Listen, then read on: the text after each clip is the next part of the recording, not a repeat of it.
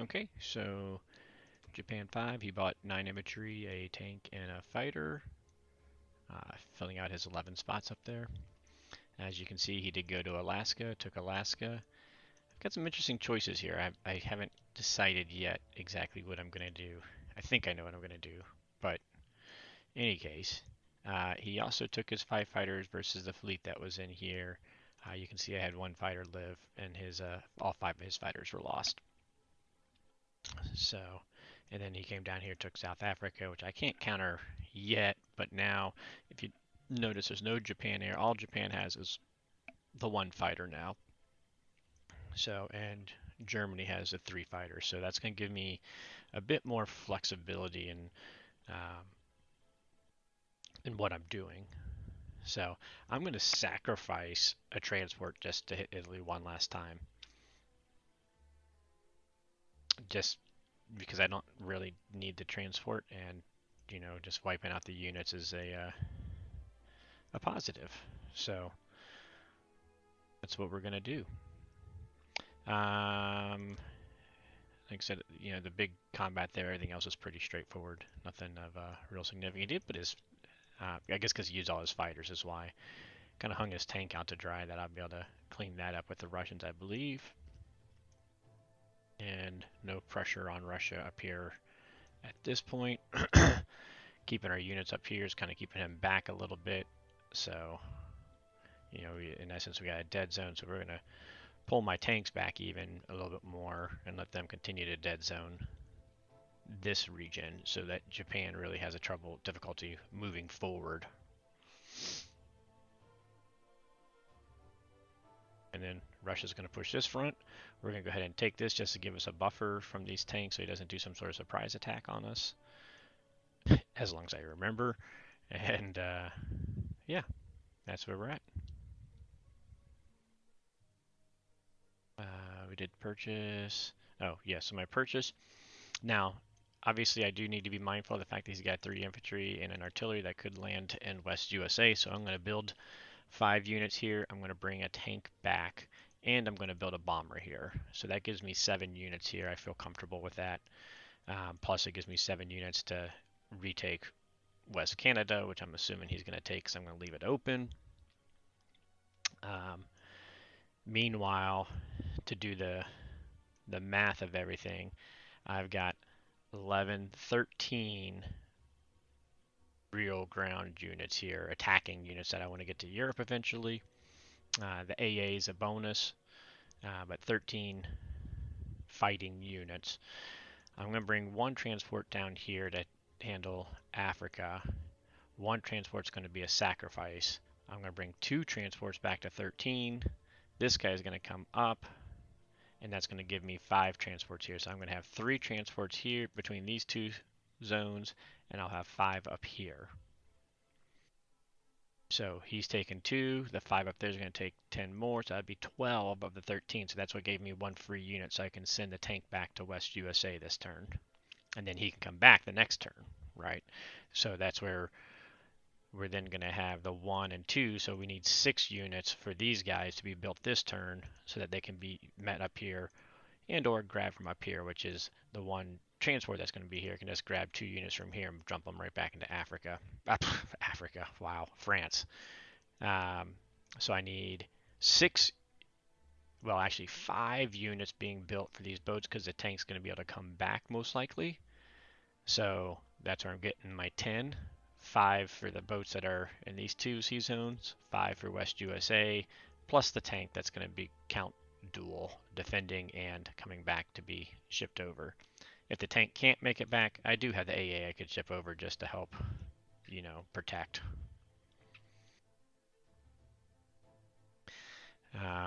One thing I didn't do is I need to see how many U.S. fighters. I mean, I believe we should be able to just land all our fighters in France because I don't think we needed the fighters anywhere else to defend, and we should be good there. He's got 5, 5, and 3 fighters. Actually, I'm going to bring the AA this turn now that I think about it, just for that help of that dead zone. So we'll have the extra infantry up there. So I definitely don't need that. I could put one more over in West USA if I want. I don't think I'm going to, though. I'd rather just keep them up here. Okay. Or maybe I'll move that extra one on over and make him actually use at least two, if not all of them, to take it. We'll see. Depends on what happens on the rest of the battle. Anyways, so we'll have 6 infantry and artillery and an AA. And looks like 3 fighters.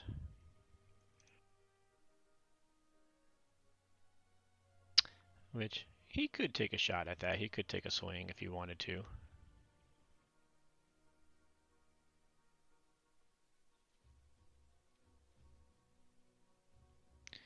Yeah, my stats were saying I was going to have one more, but again, if he takes a swing, he's going to be using up all, all of these guys, right? You know, odds are he has 2 fighters live, and it's a split IPC loss. But then he's down to whatever he grows there, and these 3 units coming back, because I'm hopefully going to kill these 3, 4, 5 units right here this turn. So he'll go down to like 15 units, and I'll still be pouring people in.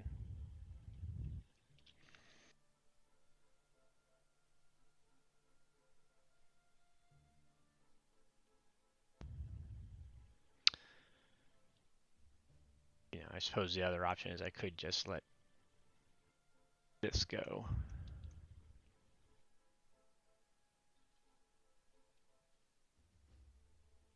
Let Africa go and drop guys in there. It's a possibility.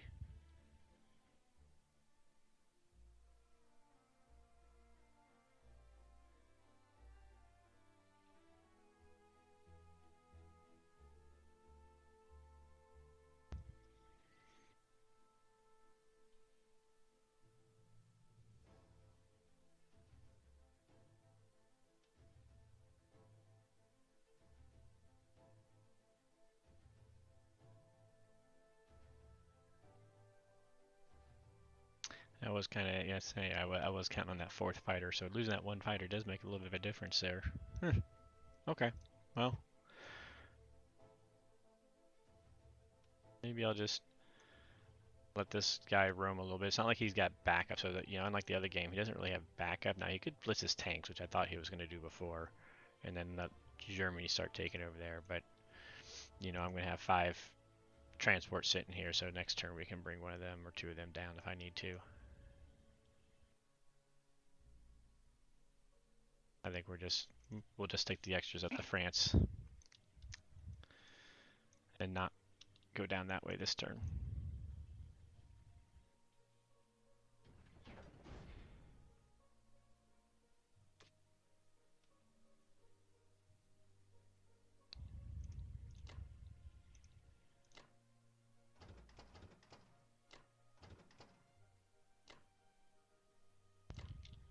Use our air superiority to our advantage. So this is what I was looking at. So he's got a carrier destroyer here.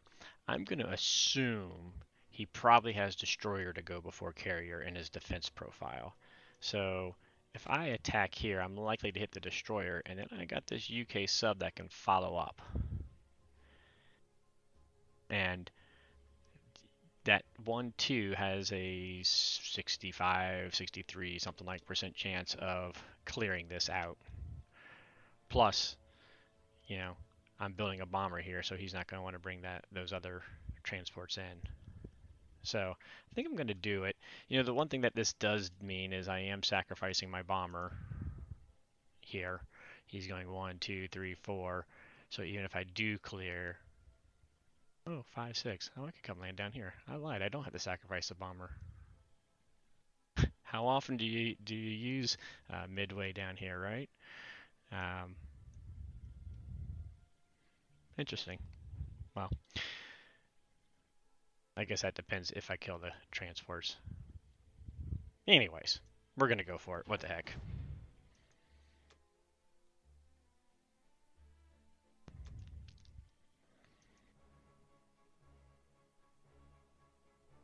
We'd love to take this one. Our goal is to kill the 3 infantry.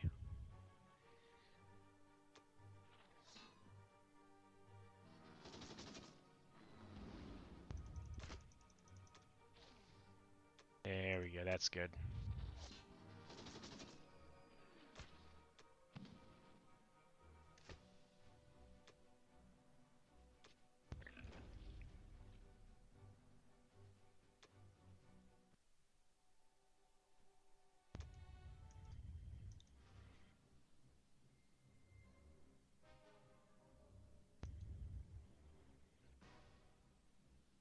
Right, this is a key battle for you, Bomber. Protect the homeland. Alright, you got a hit. Alright, finish him off. Yeah. Oh, double, yeah. There's only like a 20% chance of that happening. Again, it's one where I kind of feel for my opponent, but so now we don't have to worry about protecting this C zone so much, and that might be the crippling blow. I don't know. We'll see if he continues to battle it out.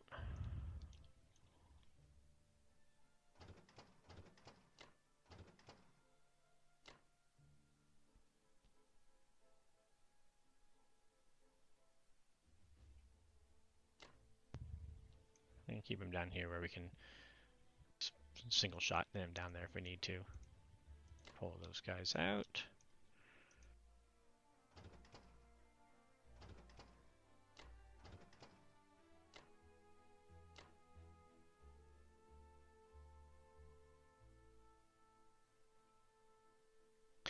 Alright, so we got 5. Got 2 extras. So that should leave me 10. I mean, he'll be at advantage there. But we don't have to worry about building as much over here this turn.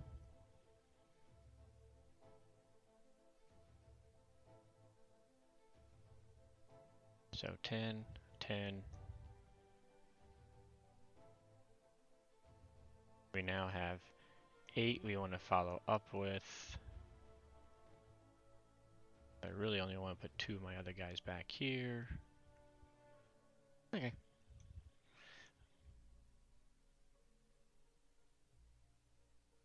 Maybe we just put 1 of them in there.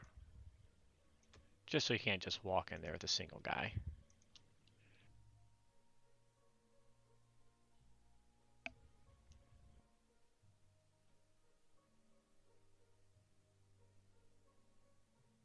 I put 2 here. You know, Bessie's got 4. I'll have 3 and a bomber, or 2 bombers. So, yeah, let's go that route.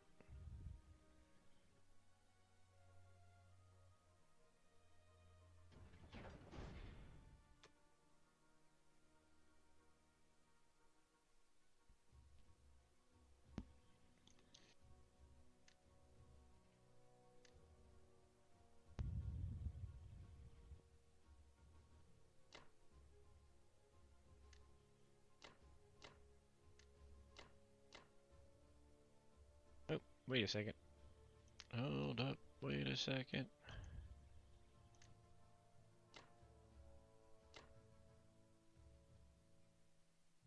No reason to make them slower than they have to be. So there's 1. We need 6 for him. For those guys coming back, we've actually got 7. Do I got an extra? Oh, yep. Took away from over there. Those 2 guys. Now we got 6. Got the 1 extra here. Oh, I forgot to move that dude. Oh well.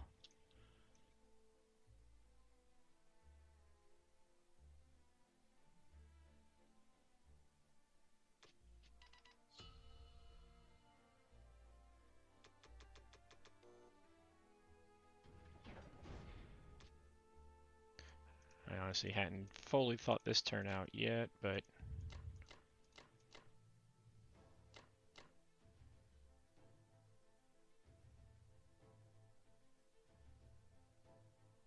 You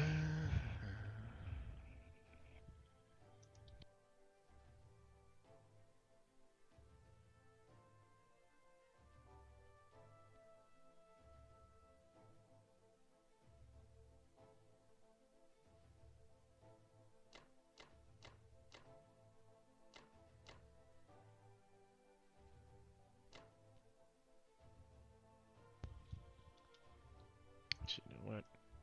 Let's not even do it that way.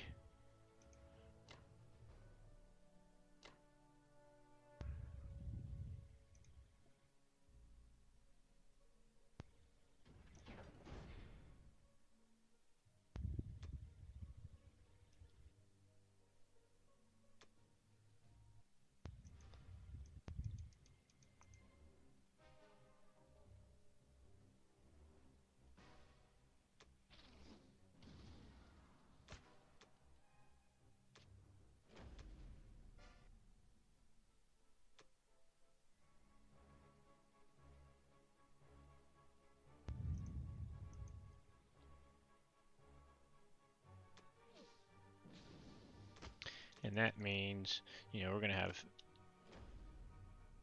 that constant 6 extra income for Russia now between these three for defending.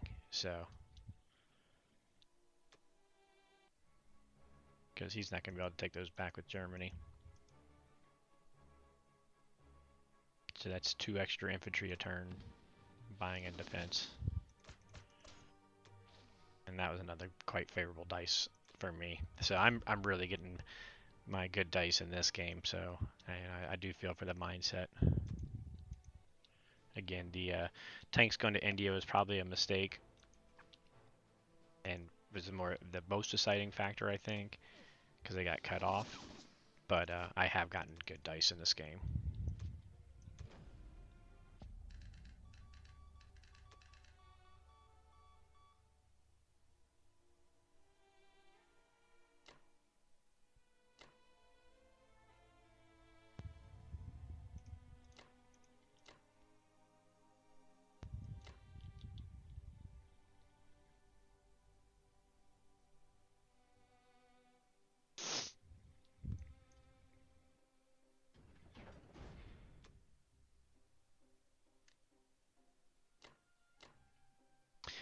Basically, this is just so I have 4 guys to replenish these guys for pushing forward and trading as needed. There we go. Give me 1 second. I'm going to pause for just a split second. I'm pausing. So I know I forgot to show war report, so I'll show my report. So this is what the report looked like after the U.S. turn. So pretty heavily going in my favor again, negative being Allies' advantage.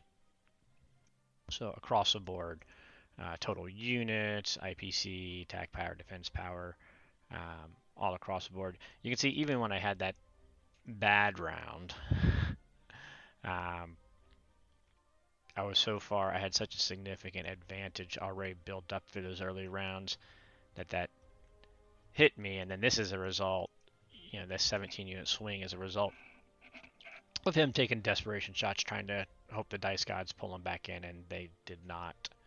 So the interesting thing, if we look at, zoom in a little bit so you can see this a little better, just this last round, round 5, we've killed 29 Germans to him building 15 this turn. So, that's pretty significant. I mean, we even killed 12 Japan versus our biggest loss was 11 with the U.S. So, definitely a pretty big swing. I think, this game is pretty much over. He tried a couple shots to try to get dice back into the game, but I don't know that he's really got much more he can do at this point. Okay, so yeah, so he took one last ditch effort, tried to attack France and Italy. France obviously did not go well, so I mean it was a give the dice gods their chance moment for him, which I get. I mean several of those battles, the fleet battle, the France battle before, they're just battles he had to take. So I get it. But he did go ahead and resign after that. So that'll be the end of this game, and we'll move on to game number 11. So that, well, I mean, next the whole game. Shoot, hate when I do that. So, anyways, I was gonna pull up his profile, and I know I skipped accidentally swinging by Lone Shark after the marathon game that I lost there. Let's see here.